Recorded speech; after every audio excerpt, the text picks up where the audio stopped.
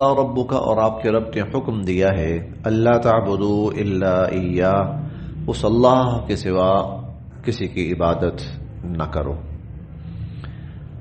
وبالوالدین، اور والدین کے ساتھ احسانہ، نیکی اور بھلائی کا سلوک کرو.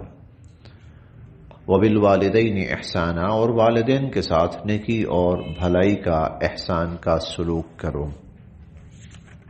اما، جب بھی، یبلغن، وہ پہنچ جائیں، عندک، تمہارے پاس، الکبر، بڑھاپے کو، وہ جب بڑھاپے کو پہنچ جائیں تمہارے پاس، احدہما،